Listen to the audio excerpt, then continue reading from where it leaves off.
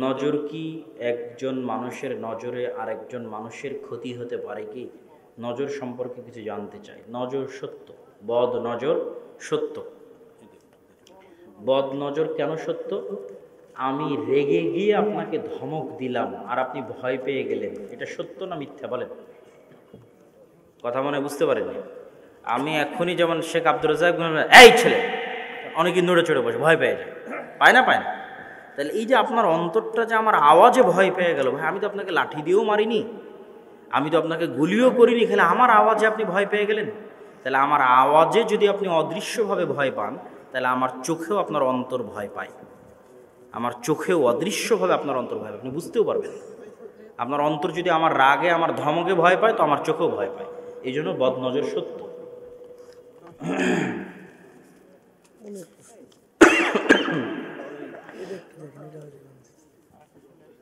হুজুর, আমি অনেক ওয়াজ শুনেছি, নেশা করার পর যদি ঠিক থাকা যায়, কোনো মাতলামি না হয়, তাহলে নাকি গুনাহ হবে না। এটা ভুয়া কথা, এগুলোর দিন শেষ হয়ে গেছে। নেশাদার দ্রব্য এক ঢোক পান করলেও, এক চুমুক পান করলেও 40 দিন ইবাদত কবুল হবে না এবং হারাম, গুনাহ হিসেবে বিবেচিত হবে। হুজুর, বয়স তো অনেক হলো, কিন্তু বিয়ের কথা বাসায় বলতে পারছি না। চরিত্র রক্ষার জন্য বিয়ে করতে চাচ্ছি, আপনি কিছু বললে খুব খুশি হতাম। বিয়ে করার জন্য আগে পুরুষ হতে হবে। পুরুষ হতে কি লাগে? পুরুষ হতে শারীরিক ক্ষমতা লাগে, টাকার দাপট লাগে, টাকা লাগে, এটা স্বাভাবিকভাবে। এবং এই টাকা উপার্জন করার যোগ্যতা থাকতে হবে। যোগ্যতা মানে খালি ডিগ্রি নয়। দুনিয়াতে আল্লাহ রিজিক গড়ে বেড়াচ্ছে, যে কেউ চেষ্টা করে রিজিক অর্জন করতে পারে, যে কেউ। কত যুবক আপনাদের আশেপাশে খালি মোবাইল দিয়ে আর কম্পিউটারে বসে থেকে বিদেশের টাকা নিয়ে নিচ্ছে, হারাম পন্থায় বলছি না, হালাল উপায়। যেমন পাইথন শিখতেছে, ঠিক আছে, তারপর হচ্ছে জাভা স্ক্রিপ্ট শিখতেছে, এগুলো হচ্ছে সফটওয়্যারের কাজ, কোডিং। মাদ্রাসা স্কুল সব বাদ দিয়ে মোবাইলে কোর্স করে শিখে গেছে। 3 মাস 6 মাসে এই ছেলেটাও পারবে পাইথন এবং জাভা স্ক্রিপ্ট শিখতে। এই ছেলেটা তুমি পারবা। অত অযথা মানে অর্থনৈতিক দৈন্যতাতে দেখিয়ে লাভ নাই। একটা কম্পিউটার থাকলেও জাভা স্ক্রিপ্ট আর পাইথন শিখে জাস্ট কাজ করবে, বিদেশ থেকে টাকা নেবে। কী জন্য? বিদেশে এই ধরনের একজন সফটওয়্যার ইঞ্জিনিয়ারের বেতন অনেক বেশি, আর আমাদের দেশের মানুষ অল্প টাকায় কাজ করে দেয়, 6,000 8,000 10,000 টাকায় কাজ করে দেয়। তখন ওরা ইউরোপ আমেরিকায় যারা বসে আছে, ওরা খুঁজে কোথায় বাংলাদেশ ইন্ডিয়ায় কে আমাদের কাজ করে দিবে, কে একটু আমাদের ডিজাইন করে দিবে, কে একটু আমাদের সফটওয়্যার বানিয়ে দিবে। রিজিক, আগে রিজিক এত প্রশস্ত ছিল না ভাই। একজন আমাকে বলতেছে যে আমি ঘুমিয়ে থাকলেও আমার রিজিক আসে। আজ থেকে 50 বছর আগে, 100 বছর আগে ঘুমিয়ে থাকলে রিজিক আসার কোনো উপায় ছিল না। এখন ঘুমিয়ে থাকলেও রিজিক আসে। কেন? অনলাইনে একটা ওয়েবসাইট করে পণ্য বিক্রির জন্য ছেড়ে দিয়েছে, যেমন রকমারি.com, বই বিক্রি হয়। যেমন হচ্ছে আপনার ওই দারাজ, তারপর আর একটা কী যেন আছে যেটাতে মানুষ অর্ডার করে অনলাইনে, এই না আর একটা বড় যেটা অ্যামাজন।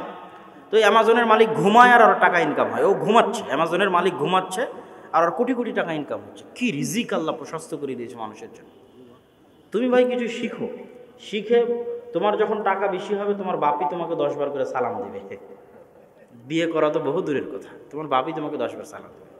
আর এখন তুমি শিখবা না, টাকা ইনকাম করবা না, বিয়ের জন্য লাফালাফি করবা, হবে?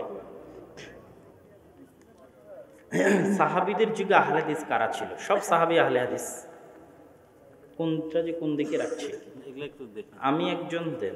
আমি একজন হানাফি মাযহাব, বর্তমান আহলে হাদিস পালন করি। মুহাম্মদ সাল্লাল্লাহু আলাইহি ওয়াসাল্লাম আমাদের যে নামাজ শিক্ষা দিয়েছেন, আমরা মুসলমান, আমাদের নামাজ এক। নামাজের ধরন কেন হলো না? ভিন্ন ভিন্ন ধরন কেন? এটা লম্বা উত্তর। নামাজের ধরন এক, কখনোই ভিন্ন নয়। কেন নামাজের ধরন এক? নামাজের যে মূল কয়টা রুকুন, এই কয়টা রুকুন বিষয়ে তো কারো কোনো দ্বিমত নাই। যেমন নামাজের একটা রুকুন দাঁড়িয়ে থাকা, নামাজের একটা রুকুন রুকু করা, নামাজের একটা রুকুন সিজদা করা। তো রুকু করতে হবে না, সিজদা করতে হবে না, এরকম কোনো মাযহাবের ফতোয়া আছে? কথা বলেন না কেন? এরকম কোনো মাযহাবের ফতোয়া আছে যে রুকু করা হবে না, সিজদা করা হবে না? আছে নাকি? কোনো মাযহাবের এরকম ফতোয়া আছে নাকি যে জোহরের সালাত 4 রাকাত নয় 3 রাকাত? আছে? নাই। তো ভাই নামাজের মূল বিষয় সবাই একমত, কে বললো নামাজ ভিন্ন? হুজুর আমরা অনেক গুনাহ করি, গুনাহ থেকে বাঁচার উপায় কি? সৎ বন্ধু। গুনাহ থেকে বাঁচার উপায় সৎ বন্ধু। একটা দলের নাম বলেছে যে এই দলটা কি ঠিক? মুসলিম রাষ্ট্র তো কোরআনের নিয়মে পরিচালনা করা উচিত, তাহলে খলিফা দরকার। সেক্ষেত্রে এই দলের ভুল কি? হাদিসে আমিরের আনুগত্য করতে বলা হয়েছে, আমির যদি জালেম হয় তাহলে আমরা কি করব? জালেম আমিরের বিরুদ্ধে আন্দোলন করা কি ঠিক হবে? সবগুলো একই রকম প্রশ্ন। খলিফা ছাড়া দেশ পরিচালনা করা হয় না, তাহলে আমরা কিভাবে সঠিক খলিফা নির্বাচন করব? নবী করিম সাল্লাল্লাহু আলাইহি ওয়াসাল্লাম নেতা ছিলেন, খলিফা ছিলেন, তিনি খলিফা নির্ধারণ করে গেছেন। এই সবগুলো প্রশ্নের উত্তর হচ্ছে, আমরা যারা মুসলমানেরা এখন বসবাস করছি বিভিন্ন রাষ্ট্রভিত্তিক বিচ্ছিন্ন অবস্থায়, এই জীবনটা শতভাগ ইসলামী খেলাফা নয়, এতে সন্দেহের বিন্দুমাত্র অবকাশ নেই। কিন্তু এই জীবনযাপন অবস্থায় চলমান কেন্দ্রীয় শাসনের বিরুদ্ধে অস্ত্র উত্তোলন বা বিদ্রোহ করা যাবে কিনা, এ বিষয়ে যেটা বাস্তব এবং সত্য কথা সেটা হচ্ছে মুসলমানের জান মালের নিরাপত্তা আগে। আমন আমান ইসলামে সবার আগে, 1 নম্বরে জান মালের নিরাপত্তা সবার আগে।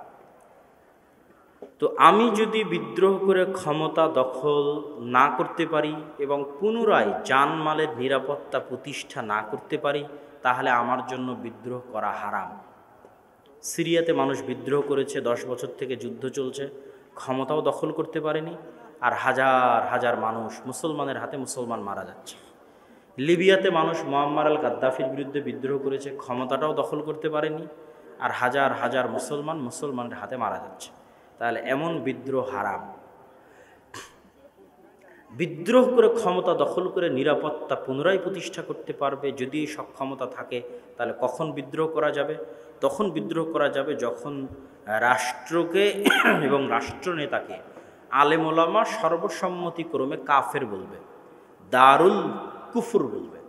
আলেম ওলামা যদি সর্বসম্মতিক্রমে রাষ্ট্রকে দারুল কুফর এবং রাষ্ট্রনেতাকে কাফের না বলে, তাহলে অস্ত্র উত্তোলন করা যাবে না, সংশোধনের জন্য চেষ্টা করতে থাকতে হবে।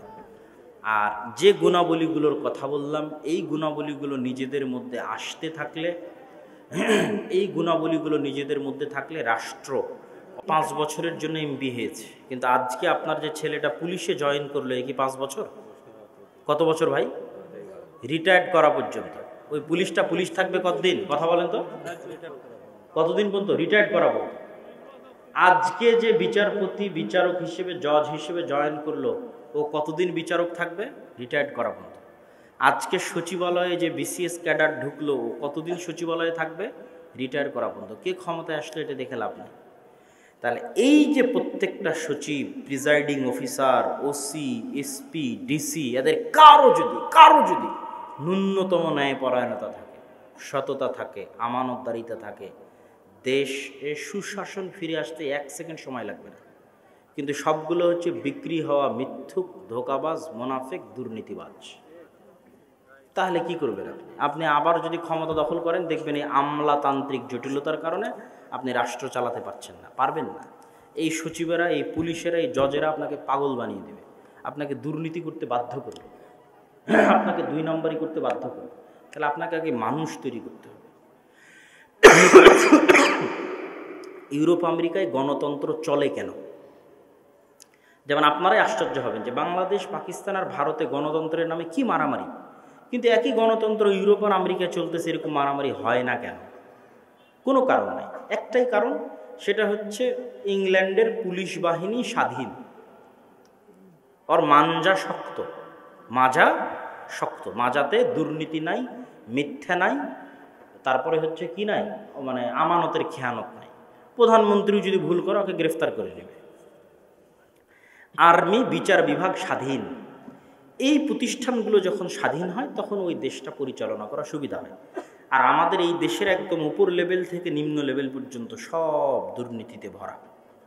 ধরেন যত ভোটে প্রিজাইডিং অফিসার ছিল, এরা কেউ হয়তো কোনোদিন পলিটিক্স করেনি, বিভিন্ন কলেজ থেকে আসছে, বিভিন্ন স্কুল কলেজ থেকে আসছে, এরা সবগুলো দুর্নীতির সাথে জড়িত। টেবিলের নিচ দিয়ে টাকা নিয়েছে, টাকা নিয়ে অন্যায় করেছে। তাহলে যেই জাতির একদম নিম্ন লেভেল পর্যন্ত দুর্নীতিবাজ, ওকে আপনি ঠিক করবেন কি দিয়ে ভাই? নিম্ন লেভেল পর্যন্ত মিথ্যু, নিম্ন লেভেল পর্যন্ত অসৎ, নিম্ন লেভেল পর্যন্ত অন্যায়পরায়ণ। এই জন্য আজকে যে বক্তব্য দিয়েছি এটাই হচ্ছে তোমাদের জন্য, বা যারা এগুলো প্রশ্ন করেছো তাদের জন্য, যে আগে এরকম মানুষ তৈরি করো যে টাকার কাছে বিক্রি হবে না, যে ন্যায়পরায়ণ থাকবে, সৎ থাকবে। এরা তো তোমাদেরই সন্তান। যত পুলিশ আছে, আর্মি আছে, জজ আছে, এরা কাদের সন্তান? তোমাদেরই সন্তান। তারা বিক্রি হয় কেন? বিক্রি হয় দেখেই তো দেশে অশান্তি। আল্লাহ সুবহানাহু ওয়া তাআলা আমাদের তৌফিক দান করুক। আল্লাহুম্মা আমিন। সুবহানাক আল্লাহুম্মা ওয়া বিহামদিকা আশহাদু আল্লা ইলাহা ইল্লা আনতা আস্তাগফিরুকা ওয়া আতুবু ইলাইক। বলবেন না, কিছু বলবো না। সুইচ আল্লাহ